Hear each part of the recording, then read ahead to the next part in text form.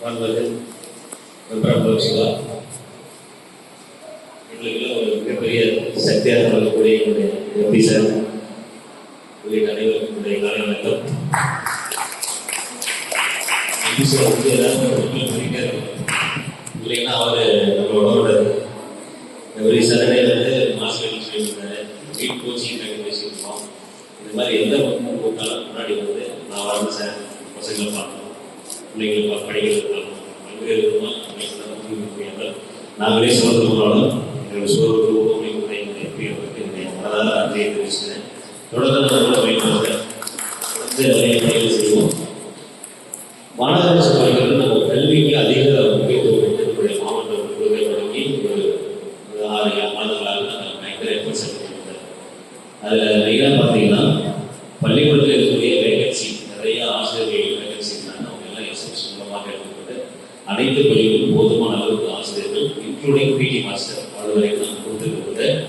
இப்போ எந்த ஸ்கூலுக்கு போனீங்கன்னாலும் அங்கே வந்து ஆக்டிவாக இருக்கக்கூடிய ஒரு சூழ்நிலை பார்க்க முடியும்.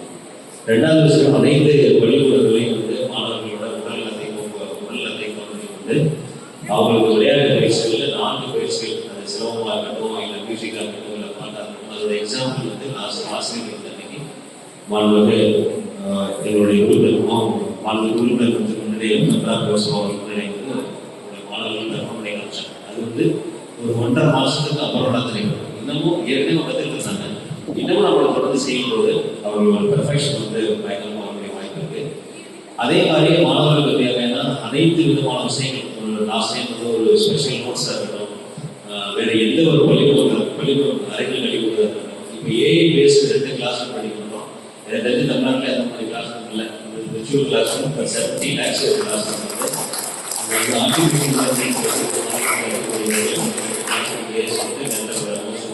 இருக்கு.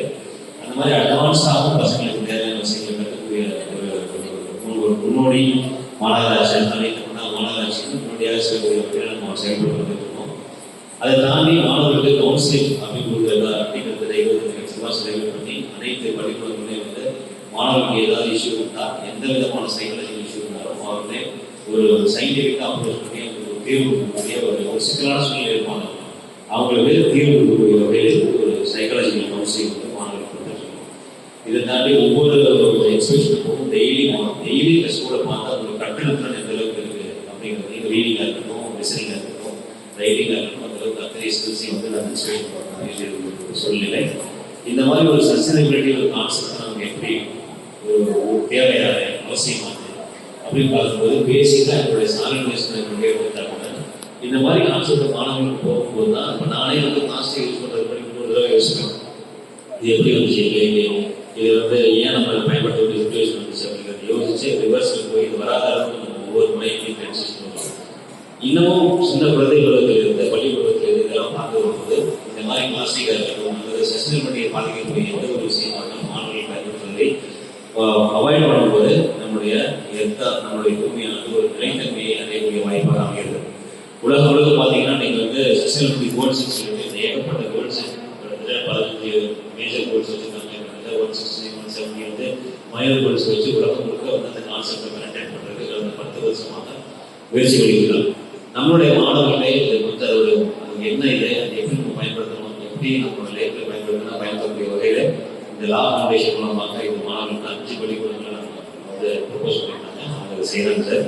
இது தொடர்ந்து மாணவர்கள் கொடுக்கும்போது ஒரு இம்பேக்ட் என்ன, ஃபீட்பேக் என்ன அப்படிங்கிறது நம்மளால மாற்றி இது ஒரே நாளில் நாங்கள் கவர்மெண்ட் கொடுக்காது. அது வந்து நமக்கு நயமாகும். பட் இருந்தாலும் அந்த நிலைத்தன்மை நோக்கி சுச்சுவேஷன் நம்ம போகணும். எந்த அளவுக்கு நம்ம டீக்ரேடேஷன் பண்ணணுமோ அதே அளவுக்கு அதை சரி பண்ணக்கூடிய சுச்சுவேஷன் நம்ம எடுக்க வேண்டிய நிலையில் இருக்கணும். இந்த ஒரு நல்ல தருணத்தில் சார் நமக்கு உயிருக்கு படின்னு சொல்லி முதலமைச்சர் அவர்கள் வந்து பல்வேறு திட்டங்கள் பண்ணியிருக்காங்க.